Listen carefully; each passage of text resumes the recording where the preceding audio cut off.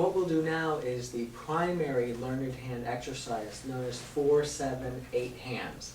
You might remember a couple of exercises ago we did the 4, 7, 8, 10 breathing. Mm-hmm. This is a very different exercise, but it takes that 4, 7, 8 count and applies it. And so what we'll do is this, and what I'll do is I'll describe it to you first. I'll then demonstrate it, and then I'll guide you through it. Okay? So you can just watch as I begin. The 4, 7, 8 is a breathing and then a hand movement count. So a count 1, 2, 3, 4, and then 1, 2, 3, 4, 5, 6, 7, and then to 8. Okay. And we'll do that by inhaling to the count of 4, then holding our breath comfortably to the count of 7, and then exhaling fully to the count of 8. At the same time, we begin inhaling, we're going to open our hands fully to the count of 4, and then keep them stretched with awareness that we're stretching them through the count of 7. And then as we're exhaling, we close our fingers to the count of 8. Okay? So let me demonstrate it for you. Sure. And we begin 3, 2, 1, so that we know we're about to begin with the hands and with the inhalation. So 3, 2, 1.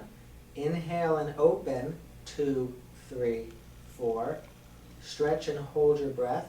2, 3, 4, 5, 6, 7.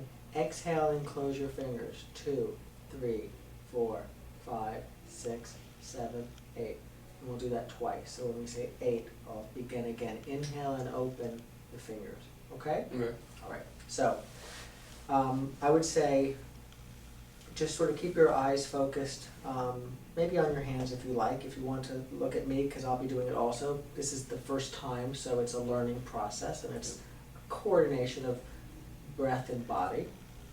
So we begin with our hands slightly clenched, just a little bit. And the idea here, Michael, is to be aware of what we're doing. So if it's just sort of like this, we might not really have to hold our attention there. And if it's too tight, then we might be overly engaged in that. So it's just sort of a gentle holding of the palm closed. And we'll begin. 3, 2, 1. Inhale and open your fingers. 2, 3, 4. Stretch your fingers and hold your breath. 2, 3, 4, 5, 6, 7. Exhale and close your fingers. 2, 3, 4, 5, 6, 7, 8. Inhale and open your fingers. 2, 3, 4. Stretch your fingers and hold your breath. 2, 3, 4, 5, 6, 7. Exhale and close your fingers. 2, 3, 4, 5, 6, 7, 8. And then once on your own.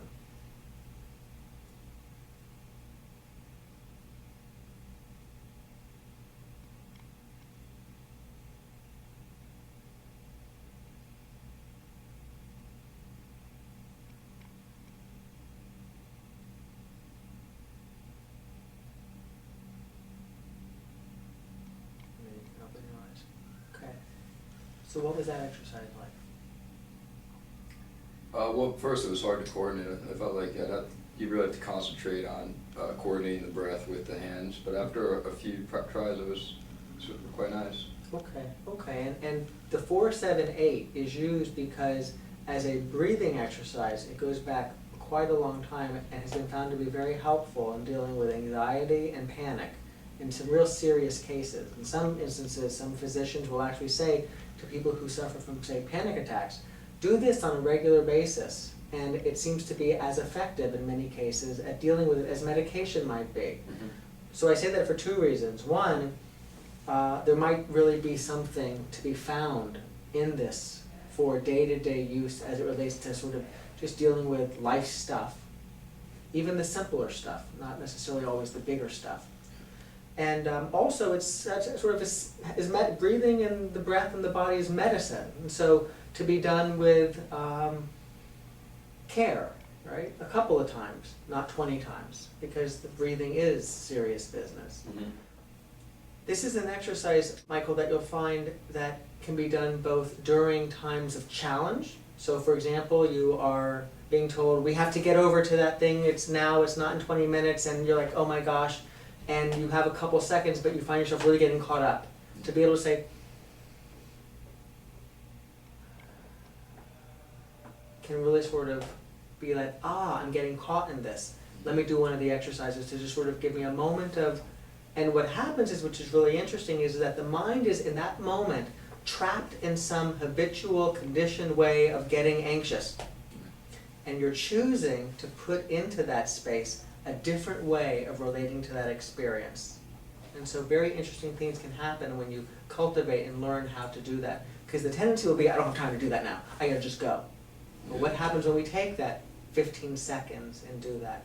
Maybe before going into class, maybe if you're sitting in class and getting anxious about something because the thoughts begin to wander.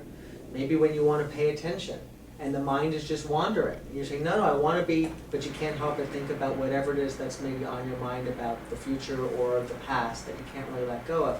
This can be a nice way to sort of create a little bit of space, a little bit of, and things may change as a result of that.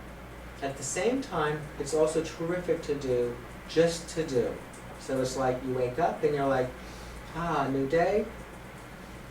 Sort of to ground and set the pace for that day. End of the day, getting ready for bed. Again, another opportunity to just sort of ground oneself in getting ready for a good night's sleep. And on those rare occasions where you might wake up at 3 o'clock in the morning with a racing mind, not sure what to do, which can happen from time to time, again, it could be an opportunity in that moment of challenge to, and not to expect it's going to fix anything. Mindfulness is about being present for what arises as it arises. Because what we're finding is that just the ability to witness, just the ability to observe, can change the experience, right? Ease it a little bit, create more of a openness to that experience. Okay?